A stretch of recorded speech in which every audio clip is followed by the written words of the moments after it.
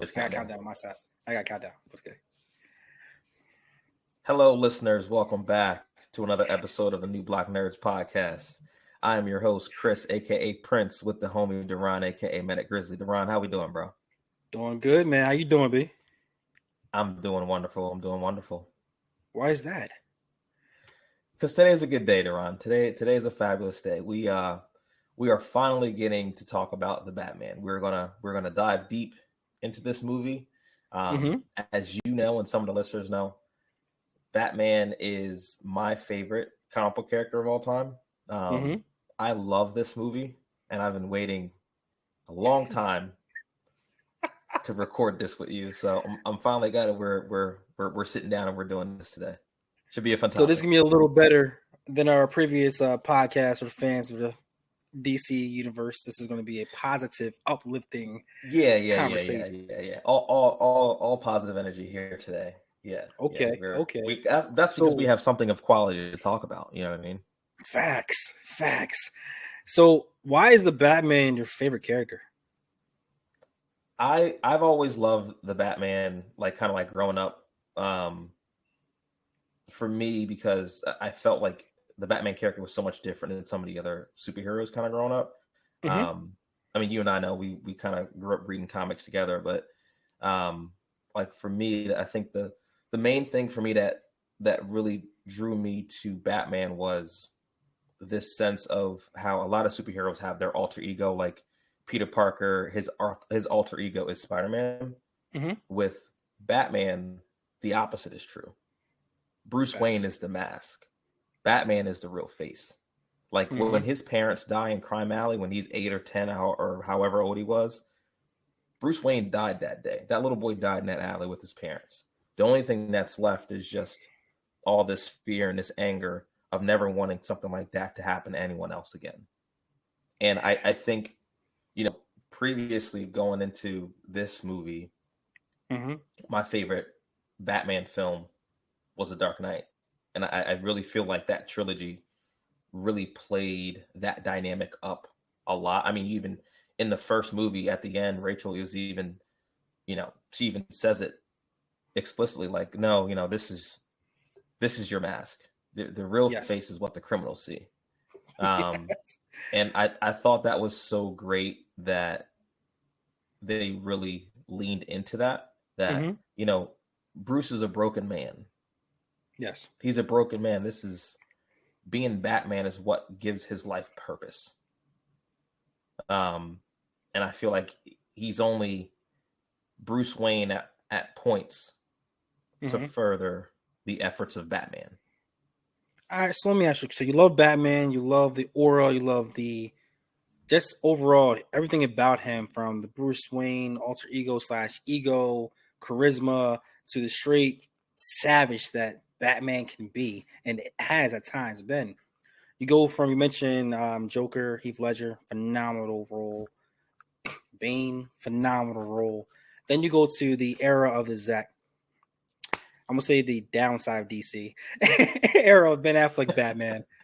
Then when you have that transition, and then you have a little gap when they said they're going to make a new Batman film. You being the diehard fan you are, how did you feel?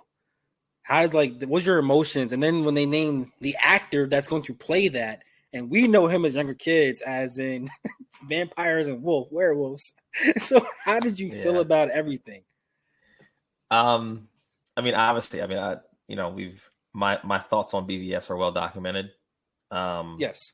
I did not particularly there were some things I did like about that iteration of Batman, but there were a couple of things, and we talked about it in our DC podcast, that I just thought were fundamentally, I just couldn't get behind. So I was kind of excited to hear that they were kind of going in a different direction, that this was going to be kind of an Elseworlds Batman, not connected to anything in the greater DC universe, which is frankly where I prefer my Batman. I prefer my Batman the same way I prefer my Spider-Man. That's cool. Spider-Man's out doing stuff with the Avengers, but the real Spider-Man that we know and love is within a 20 block radius of New York City. You know what I mean? Neighborhood Spider-Man. Right. Your friendly neighborhood Spider-Man. Exactly. It's the same way I feel about Batman. So like when we got the news that they were making a new Batman film, and Matt Reeves was brought on to direct, Mm-hmm. all the things, and I mean I follow this stuff. I followed like the production and all like the news that came out about this not being an origin story. It was going to be set kind of in year 2, like Mm-hmm. 18 months into him being Batman, and just all the news that came out during the production. I was very excited about it. I was Mm-hmm. a little iffy on the casting, but again, Yeah. Okay. I'm not a casting director. I don't work in Hollywood. There are things Yeah. that these folks see. They get paid a lot of money to pick people in these roles, and there was clearly something that they saw in the audition that we'll never see. I mean, again, I need to remind you how everyone was all up in arms about Heath Ledger being cast as the Joker, And and he knocked out the park. He we all see killed how that. that turned out. So I was just like, hey, 100%. well, let's just see how it goes. I mean, and he crushed it. I mean, Okay, so get a little background on your transition of the roller coaster. So we get to the Batman. You are walking into the movie theater, you're feeling all right there, ready to go. When you sit down and the name drops in the text, and then the music comes on, what came in that heart right there? Tell me what went through your mind the first 10 minutes of that freaking film. honestly, dude, just like cheesing ear to ear, because everything about this film is it's so true to Gotham. Like Yes. I think and this is one of the things that I think this does better than the Dark Knight trilogy. The Dark Knight trilogy Gotham was just Chicago. Ooh, Like good point. this feels this might be one of the better live action Gothams that we've ever seen. Mm-hmm. Like this feels like Gotham City, from like the Gothic architecture to, again, like you said, the music Mm-hmm. and just the overall feel. Like I'm not like a film guy, so I don't know the technical term for how they shot the movie and everything, but it Yeah. kind of made me feel like the same way I felt when I was like watching Joker, almost like the lens was dirty, but I liked it. Like Mm-hmm. it made me feel like I was in Gotham. Like I felt like I was Yeah. walking around amongst the people, and I feel like in previous movies you never really got that kind of feeling. No, it was And gritty. It was it, definitely it gritty. was it was gritty, and I hate using that word because everyone uses it Mm-hmm. now, but yeah, that's what it was. I mean, it made you feel like you were really in Gotham, Mm-hmm. and I think that Gotham is one of those places where it is its own character. You know what I mean? It's not, again, I'm gonna liken again to Spider-Man. It's not just like New York City. Gotham City is a fictional place, and so Mm-hmm. it takes a lot of effort to not just shoot it in Chicago and say, "Oh, this is Gotham City now." Like Yeah, you felt like Gotham was a real place. that is true. And like I love how you're mentioning about how like when you first walked in, you felt like you had to like you almost had to hold your wallet. Like you got to check your pockets, make sure you're still good. Yeah, it's Like when rough you're out there. walking, and then the overall of the sound and I'm real big on sound. Like you said, I'm not a video guy either, so all the terminology don't kill us. We don't know everything. I just know a great film when I see it and when I hear it. And when you walk into a theater or you're like you feel like you're actually walking with the actual character, you feel the rain, you hear the raindrops, you hear the footsteps, you hear the music, and you hear like just the echo and just the breathing. Everything about this whole thing brings out the passion and like just your senses go crazy because you're like, I'm still in a film. Like I'm not watching a film, I'm actually in the film. And that's what this opening sequence to the very end of the movie brought to us. And that was by far the greatest masterpiece since Logan, in my personal opinion. I Wow, far high as praise.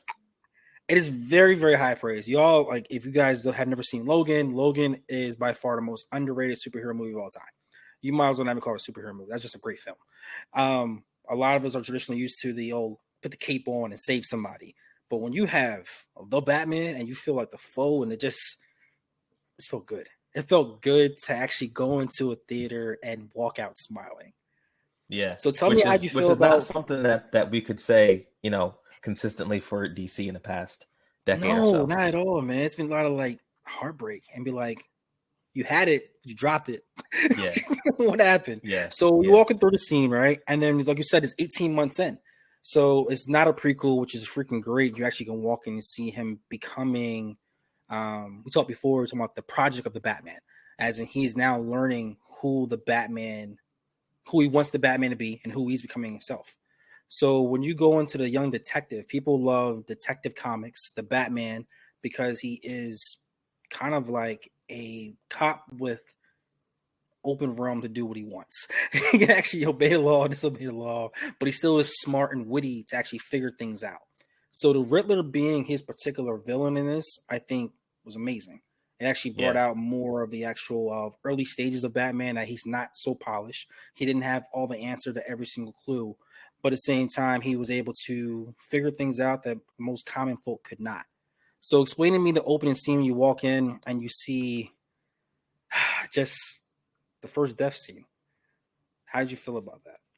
Yeah. So that was a great tone setter. I mean, obviously, Mm-hmm. like when you're watching the trailers, you get to see kind of what kind of tone they were going for.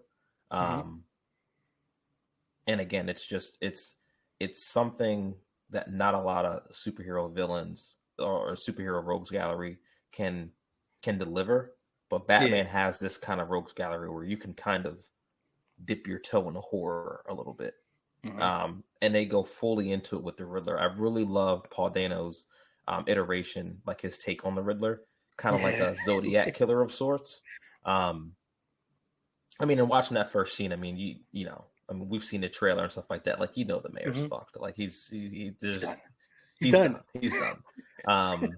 But what I loved so much about it was, afterwards when Batman reports to the crime scene, Mm-hmm. going back to, talking about the casting. The thing is about playing Batman is that he's a brooder by nature, right? Which Mm-hmm. means that he doesn't talk a lot, right? He says very little, but the things that he says carry a lot of weight, right? Yes. So because you don't have a lot of dialogue, you have to have a lot of very good face acting, right? And one of my favorite parts about how they handle first movies in a franchise that are not origin stories is how they Mm-hmm. can tell a backstory quickly and Mm-hmm. without throwing it all in your face, right? So, perfect example, when they're about to leave, when Batman and Gordon are about to leave the crime scene, Batman notices a little bloody footprint, right?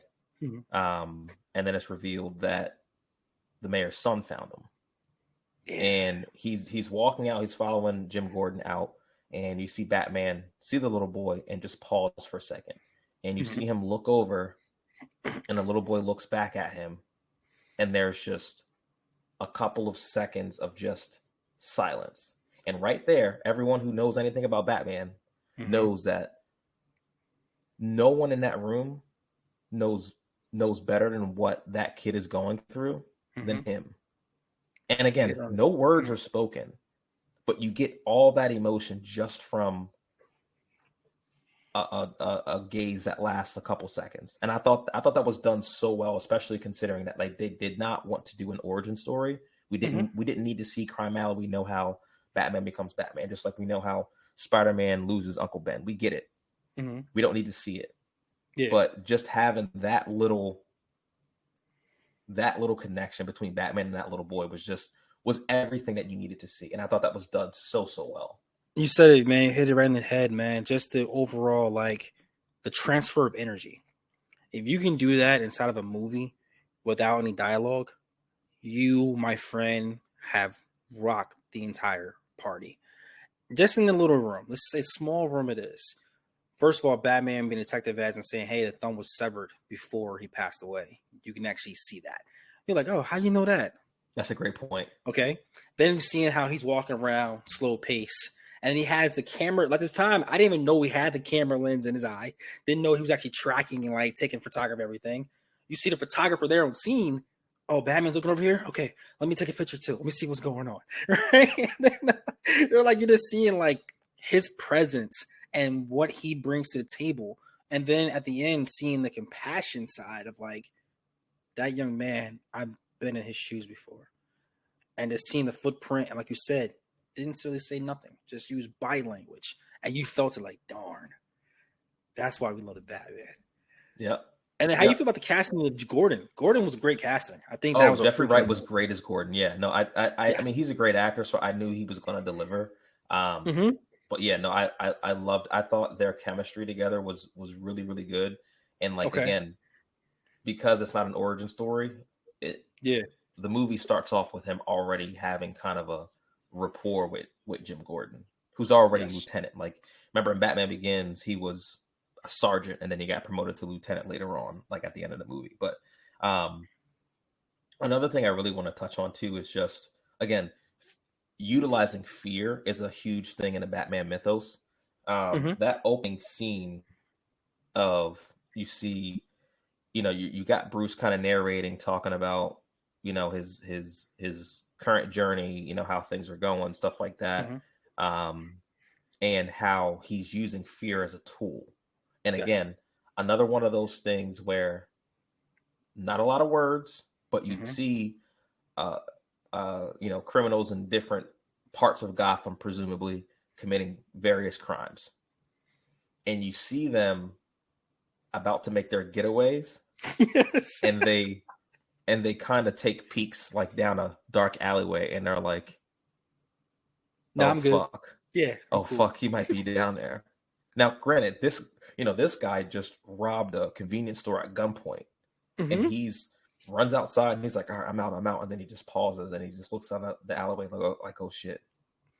And I thought that was so good because this is why we love Batman, because he scares the Yes. shit out of people, because he Yes. scares the ever loving shit out of people, even Mm-hmm. even when he's like, that part where we see in a trailer, which I knew that this movie was going to be great, because I was like, oh, that part that we saw in the trailer with him beating the dog shit out of that guy on the subway platform, that happens in like the first 10 minutes of the We're movie. gonna get into that. Yes, we're about to get into that. So like So, oh my gosh. even like the way that they shoot Batman is so menacing. Like, he is very elemental in nature.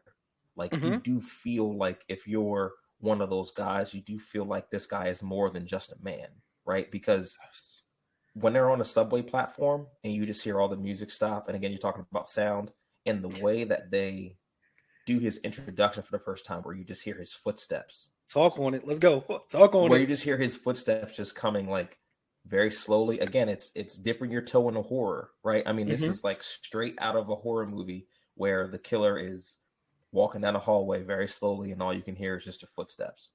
Yeah. And like when he's finally revealed, and the guy's like, the hell are you supposed to be?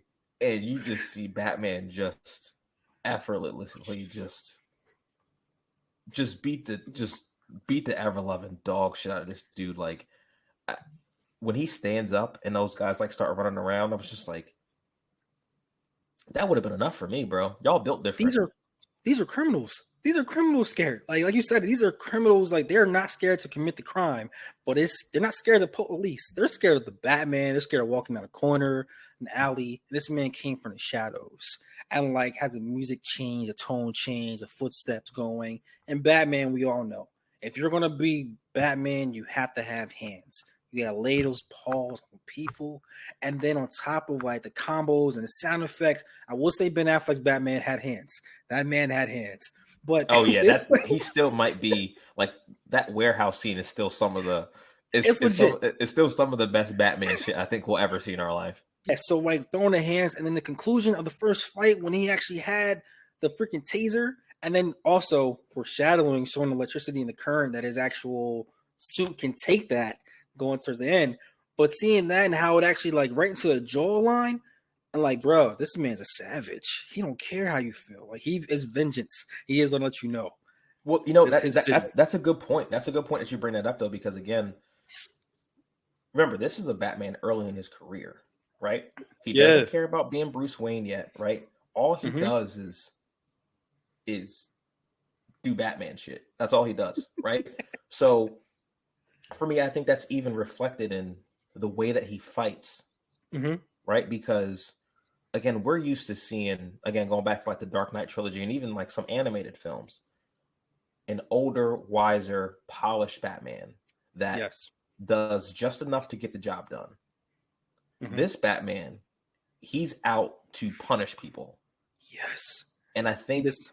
I think that was a good wrinkle that they put in how he like approaches people, because he's Mm-hmm. still so early in the game that he's still filled with so much rage, and he doesn't Yes. quite know how to channel it properly. Yep. Right. And that becomes evident in how the Riddler and some of the Riddler's followers view themselves. I mean, remember, we're jumping ahead a little bit here, but Riddler later on is talking about how basically Batman inspired him to do the things that he wanted to do. Right. Yes. And so I think that was a good turn to introduce this Batman in the first movie, Mm-hmm. to kind of let him know, hey, you can't just be quote unquote vengeance. You have to be Mm-hmm. so much more than that. Yes. Yes. Yes. Because that's not the way to get things done. If you're just going to go around just beating up petty criminals every night, that's not gonna move the needle for Gotham the way you want it to. At all. So I thought that was so great that they put that in this movie, that like he is still struggling with like how to control that rage. I think it's great for a first movie. I feel like you said, as progression goes, I expect him to become more wiser. I expect him to be right now, he went straight early Mike Tyson on him. Just straight, I'm gonna knock you out. I don't care. I can see later on becoming the full, complete Anderson Silva, John Jones type, where I can beat you down so many ways. I'm just gonna take my time doing it. Right. So, but for right now, none of these fights I'm Tyson. Right now, it's old school Tyson. You ring the bell, KO. That's how it's going to be. This is pre Holyfield, pre everything. This is the young Mike Tyson. So let's go. You said the Riddler actually, and later on relays that he was inspired by the Batman, which is every crime scene, even the first scene, he wrote the Batman the car, which is why Gordon invited him there. It was almost as if like he was working with the Batman, like, hey, listen, you inspire me. This is my riddle for you. And it shows the detective side. It shows the ego side of the Riddler, but also the menacing side as far as psychologically. Like you had the physical presence of the Batman, but the Riddler was not as physically towering, but at the same time, he played those games that made you like mentally just drain. And I loved everything about that. Police was like, I don't know what to do. Like, what do you do with all these riddles? So we go into fast forward. How do you feel about Selene Kyle? How do you feel about the casting? How do you feel about we go to the Penguin, like Falcone, like just the next phase? Like, how do you feel about those parties? Yeah, honestly, I feel like there were no misses on the casting in this movie. At all. I feel like everyone played their roles very well, and they didn't try to do too much. Like, I still can't believe that was fucking Colin Farrell.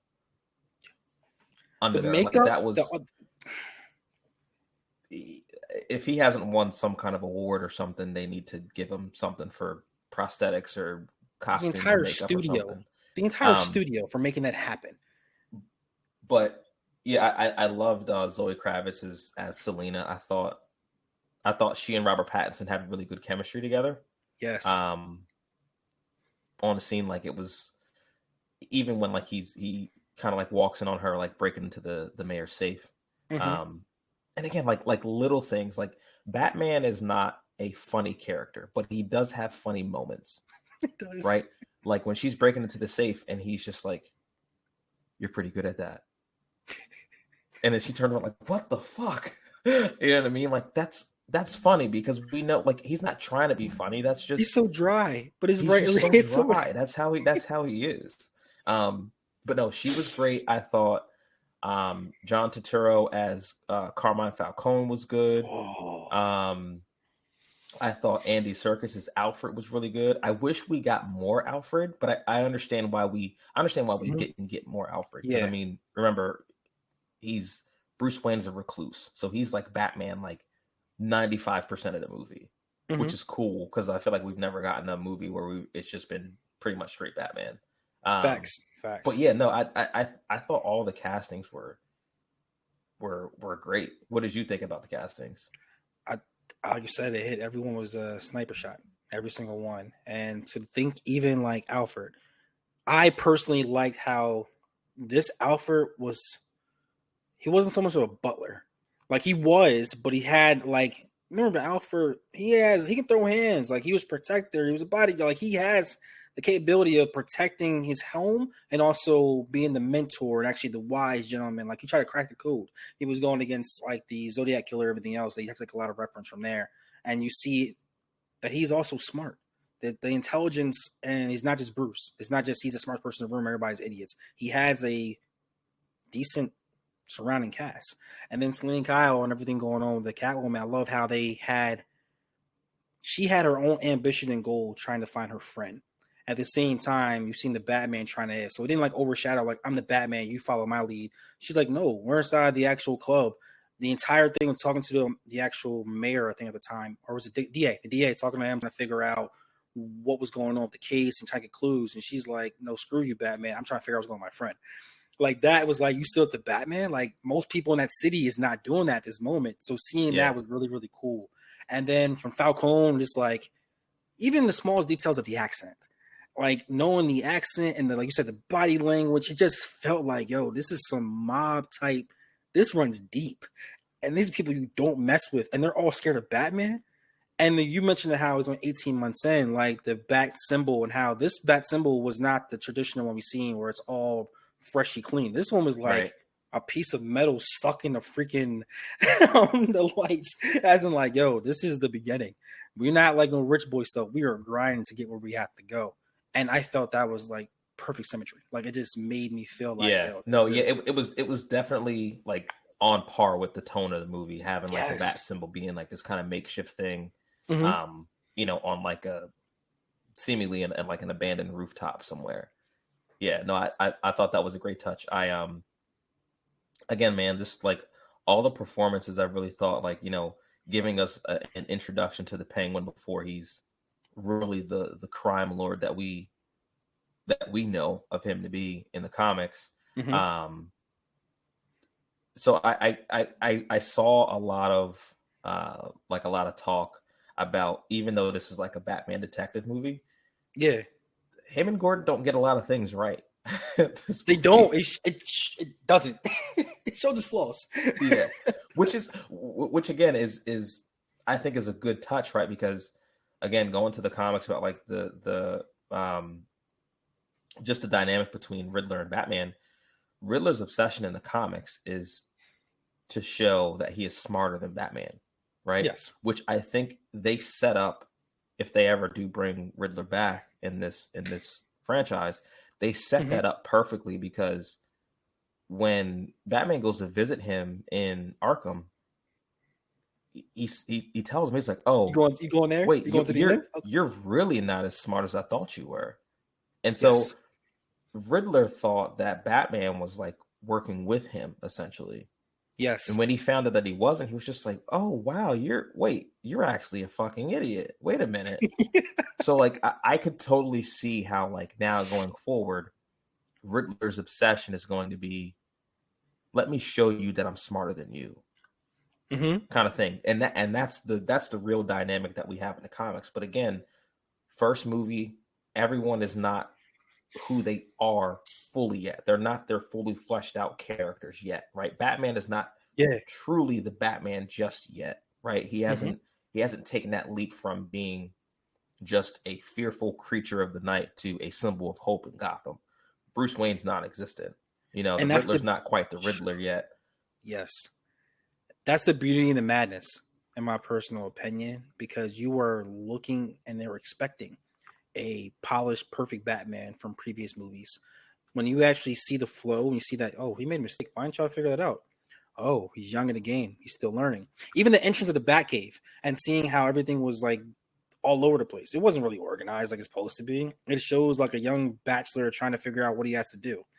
From the suit and the gear, it wasn't some like fancy top of the line Batmobile, even though the Batmobile car was freaking fire. Like I can try that right now. The sound, that thing was, oh my god. Even the trailer, when showing the clip and actually having it on the wheels and seeing the turn and seeing the fire blast, yo, let's get it. They did a great job on that. Yeah. So even when they like introduced the car for the first time, like again, like they introduced the car like it's again, we're talking about horror, like it's a monster, like you're being introduced to a monster from another dimension. Like when you hear that thing start firing up and it's like, Yes, Like when I'm in the theater, I swear I could feel the ground shaking when this thing was powering that's up. what I'm saying, bro. And That I'm that like, right there, oh, that is the kind of cinematography, like sound I just want to have in every single movie. I want to feel like I am immersed in this, where I'm like, I'm in the passenger seat.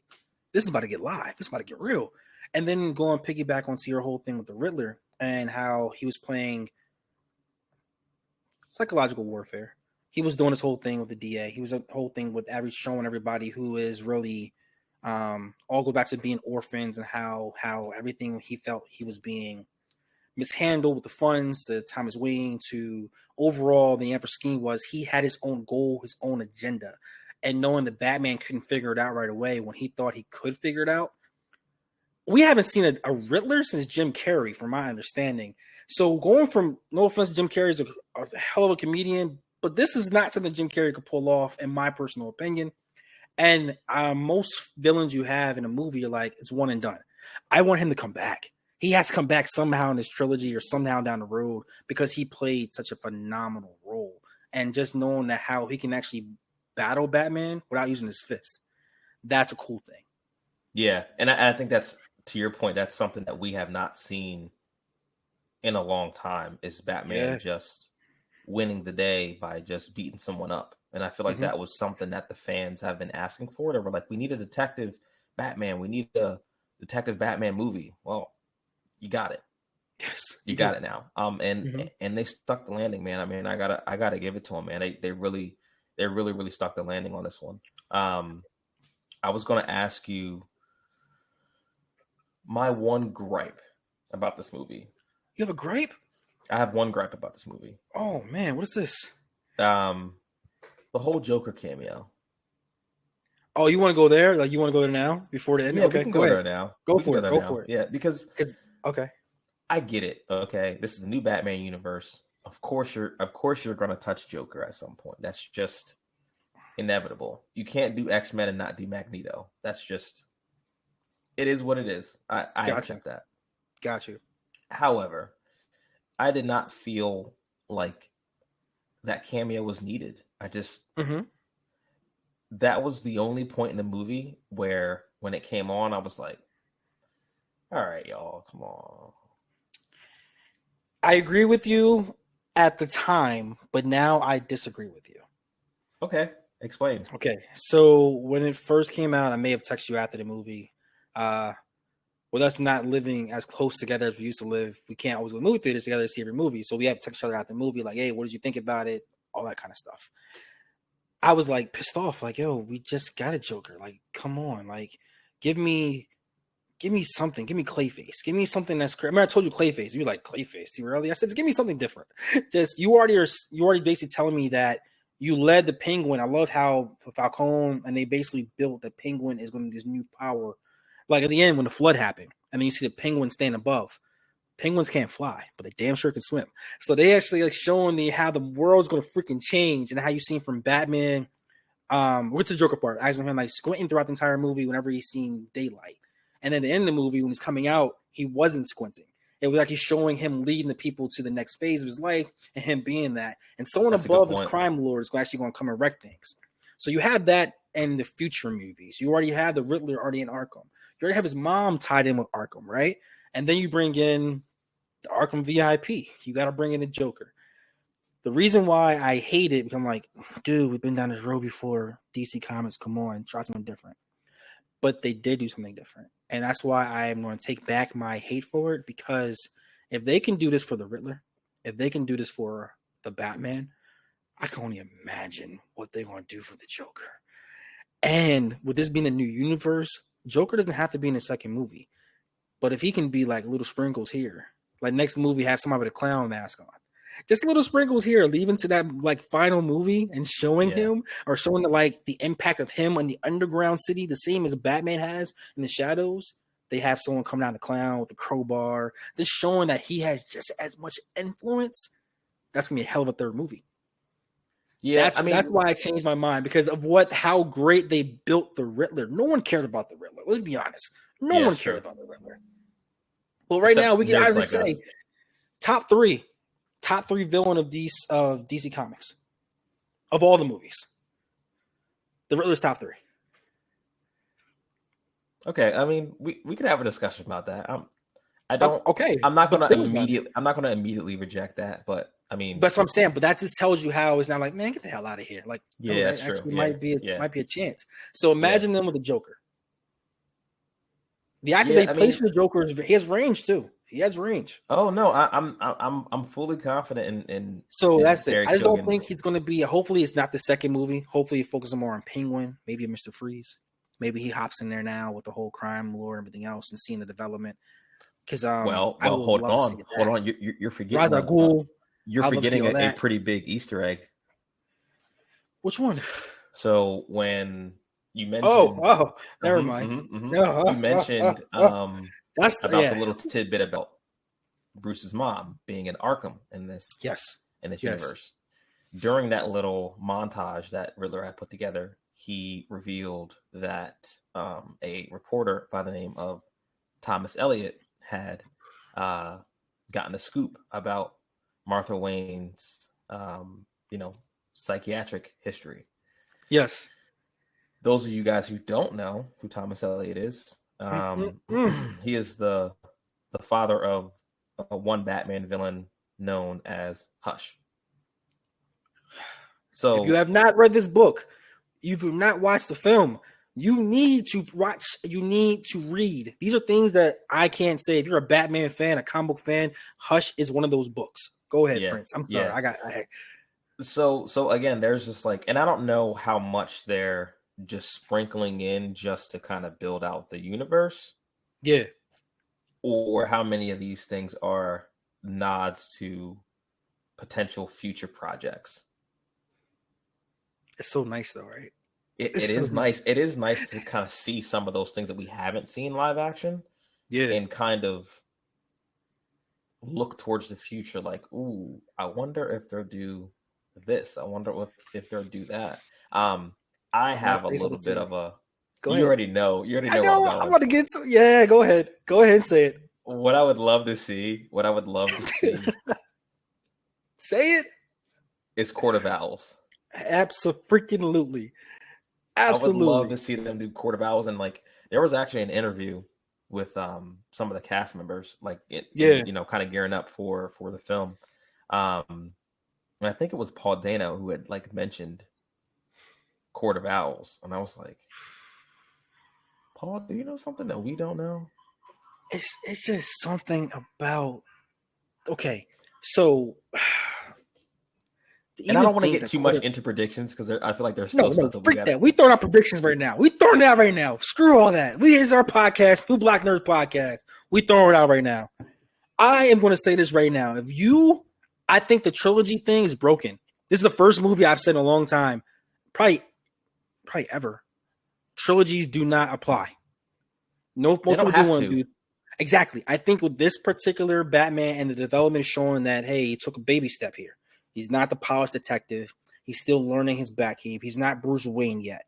You can actually make a 5-film thing out of this. 5 Batman film. And the reason why that is, the conclusion could be an older, wiser Batman when you have the mantle going over to like Dick and you have Jason and all that going towards the future. Hush, Court of Owls are just 2 movies alone that we just mentioned right there. Court of Owls alone, but you need Dick Grayson for that. You need other parts of the family for that. So I think that may be a conclusion and then hand the torch off. So that's what I think it might be. Now in that other movies, you have that. Hush could be your next movie, or Hush could be your third movie because Hush and Bruce Wayne have a lot of dynamics together and why they became who they were. So I think the next one could be Penguin and Freeze. I think that one could be a great one. Maybe add a little sprinkle Clayface, some other person, Killer Croc, somebody else that no one talks about that could be in the more of the street level type stuff.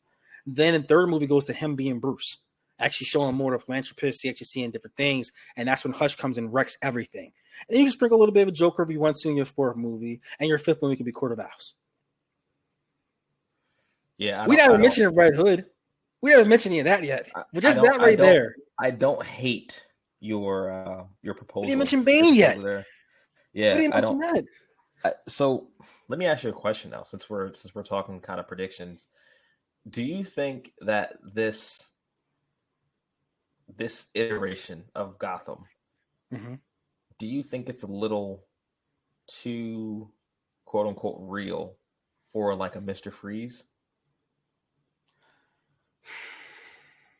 Because I see what you personally, mean. I see but what you mean. but but personally, I think you could really do a really cool sci-fi Mr. Freeze. Doesn't have to be super fantastical. Like we don't have to get like Arnold Schwarzenegger back. You know what I mean? Like that's not what we're going for in this universe.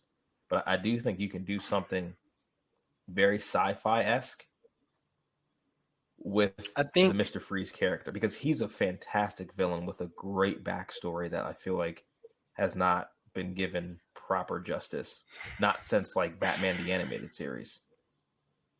I think with the introduction and the not conclusion, but just how the Riddler took over this film, I think Mr. Freeze could pull it off because I believe in DC Comics. I believe in what they can possibly do with Mr. Freeze. Um, because he still gives that street level type essence to him. And I feel like this flow of the city is like you need street level characters. And then as you see, my vision is this movie's primary rain the whole time, and then it ends with a flood. The next movie is like the rebirth. I feel like it's gonna be more of like the dusk than the dawn. You'll see like that. And the third one's the bright suit and everything else. I think if they're playing those type of games with us, the long term game, that can work out. And I think he fits in the middle of the dusk and dawn type thing. And just showing him better as a detective and as a gadget type person because you would need gadgets, Mr. Freeze. Yeah, I you think can't that just will fight him be head up like that. Yeah, that's a yeah, I good think point. that will be a progression thing. And like I personally would like that. And then you get towards your end when you have the little Easter eggs of the Joker, Ra's al Ghul, stuff like that. I Well, think that could work speaking of the Penguin, you know he's apparently getting like his own series on HBO Max. as he should. Yeah, As he should. which I think is great because again, it's just world building. It's you can Mm-hmm. tell whatever in between this movie and the next movie, and you see where Penguin's kind of like left at the end of this movie, right? Yeah. So hopefully the Penguin series covers that time period in between where we last see Penguin, and then Mm-hmm. whenever the Batman 2, whenever that sequel comes out, and you kind of see his rise to becoming, Gotham's crime lord.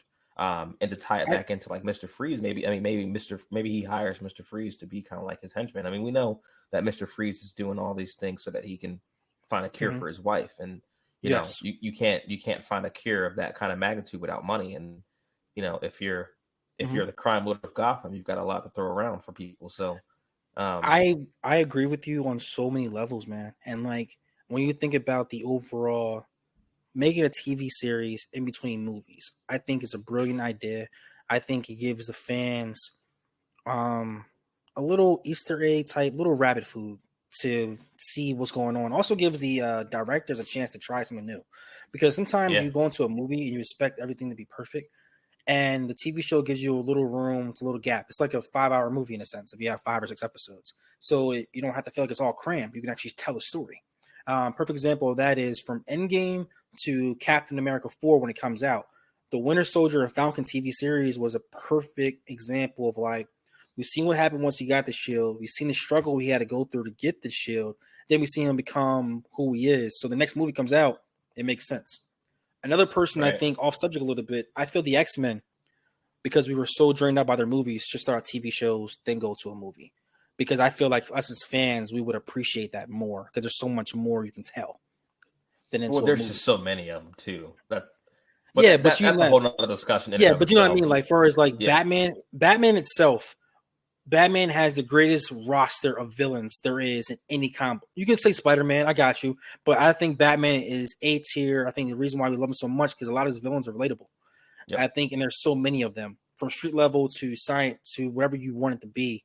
I think showing the growth and showing how they became who they became outside of the Joker is going to be so much beneficial for fans, the new and upcoming fans.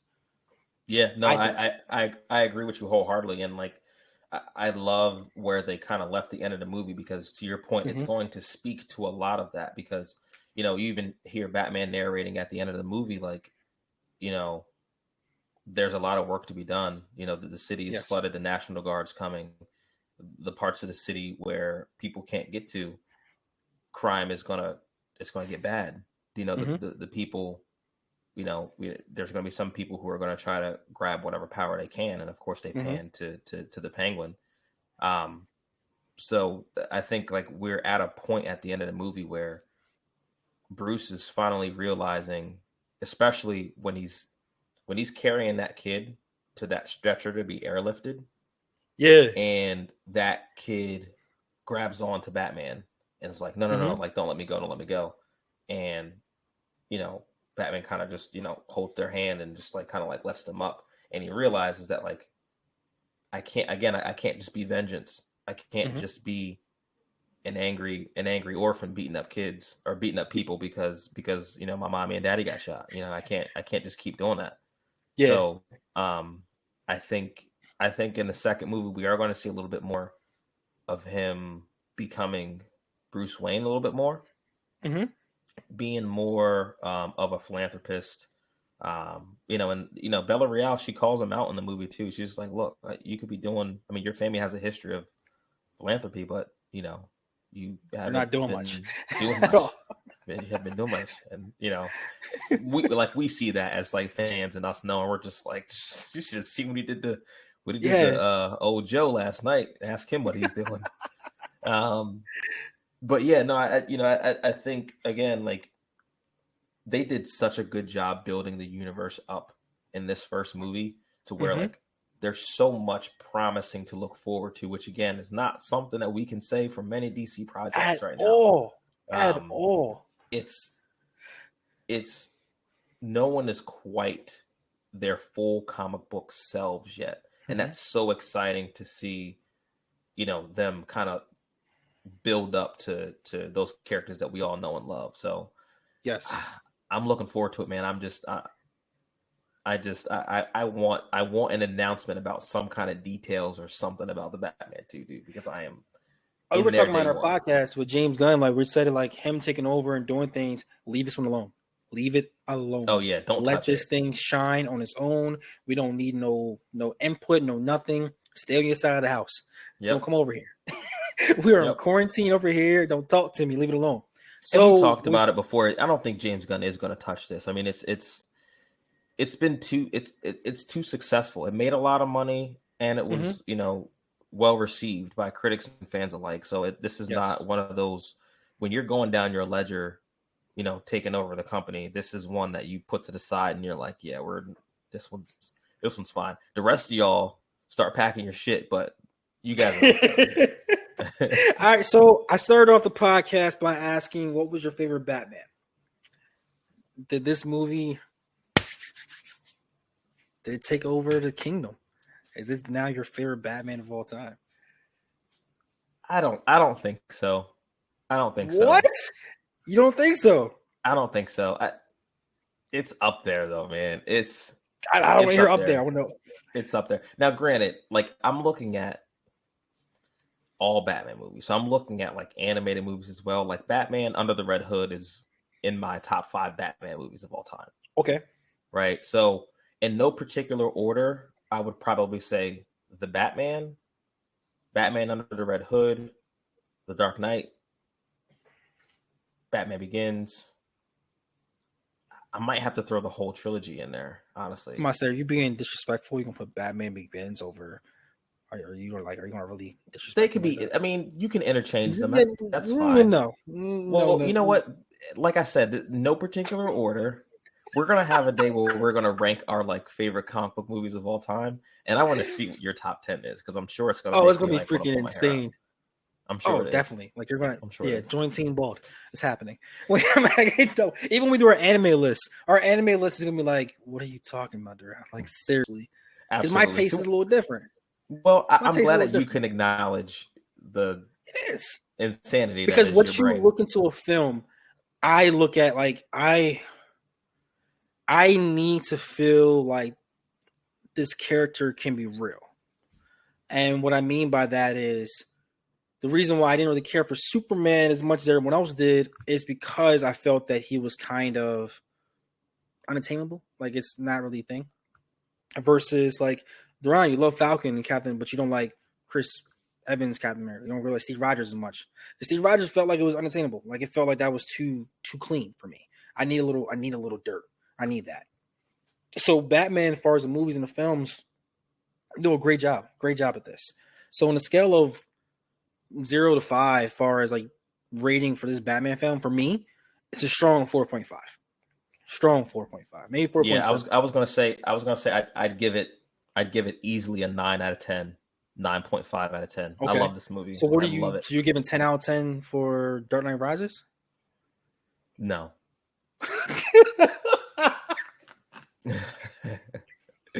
You always I tried to get him. I know you did. I tried to get him. So let me ask you, where does this rank on your all-time Batman movie list? Oh, you trying to get me now? Go back to you. What are you giving it 10 out of 10 for The Dark Knight? I would give The Dark Knight. I'm hesitant to give anything a 10 out of 10. I just feel like that's okay. But that's besides as Venom, close. you know you love That's Venom. as close as I can. I'm not even going to acknowledge that with a response. I mean, The Dark Knight. If the Batman is 9.5, Dark Knight has to be 9.75 for me at least. Okay. It's to me again. I'm not a film critic. I'm just a guy who loves comics. But what speaks Batman. to you? Yeah, what speaks to you? It speaks to me. Yeah, it's my favorite Batman movie of all time for sure. I got Dark Knight Rises number 1 because I felt that Bane was literally the epitome of the first person I felt beat Batman, and not only beat him, beat the city. And you could say that Heath Ledger and Joker did that as well. I won't argue with you. I would say that. But from masking the plane to who is he, which is also the mystical thing about Batman, who is really the Batman, to doing the government takeover, to the fear of walking in a room like, yo, who is this guy? That's my personal opinion. Then I would say you want to Batman. You want to know my biggest gripe against The Dark Knight Rises? It's going to be so silly, but the voice. No. What? Talia al Ghul's death scene is easily the worst piece of acting in the entire trilogy. If you guys don't know what I'm talking about, just Google Talia al Ghul Dark Knight Rises death scene. I'm so surprised that made Final Cut. I can also mention we're going to go into the whole bomb sequence of Two-Face and making the whole decision on who's going to save and everything else, and the letter getting burnt up by Alfred, and the whole sequence of that was very cringing. But we're gonna leave it alone. Yes, whatever. It's not as cringy as that death scene. So I'm going with Dark Knight Rises. I'm gonna do the Batman. This is my second favorite Batman film of all time. Okay. Number 2. Okay. This is my second favorite Batman film of all time because it was, you know me, I don't like A-listers. I like people that you don't expect to happen. Like the Riddler is a character that I felt that the creators were able to experiment with and did a hit on the nail with it. Versus some characters are so much in the public, you have to keep a certain image. You have to toe the line a little bit. And they definitely had some more freedoms with Riddler, yeah. Yeah, and like who were expecting for it to be, first of all, his outfit. We didn't even speak about that. His freaking outfit was amazing. It was not that. Even at the end when he had people when actually trying to rebel, and how the internet and how it shows how the real ism of the world and how you can have a cult type following by influence of what you're doing. We didn't even talk about the overall funeral. The funeral and the sound, it never left the actual church. We heard the cars coming, the crash, the scream, everything while still shooting the actual church. Yeah. That right there was amazing. Yeah. And that's all his games he's playing. So yeah, I'm making a case as the best one. I'm making a case. Nah, it'll do that to you, man. It was great. Freaking great. Great job, DC. Great job, DC. Great job. Yeah. So it's definitely number 2 for me. I'm looking forward to the next movie. I will definitely be there. Front row. Yeah, no, yeah, for sure. I think again, both of us coming into this, we both knew we both love this movie. We talked about this movie for hours. We could talk about this movie for several more hours. I'm sure there's plenty of things it's in the comics and Easter eggs that we glossed over that we didn't dive all the way into. But even like the foreshadowing of the actual Riddler and the the quote saying that's the rat in the light, and how the overall lights are just at the end of Falcone. But go ahead.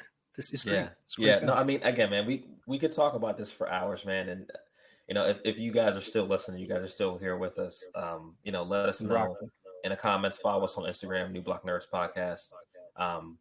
Let us know what you guys thought about the movie. Let us know what your favorite Batman movie is of all time. Give us some predictions for the sequel.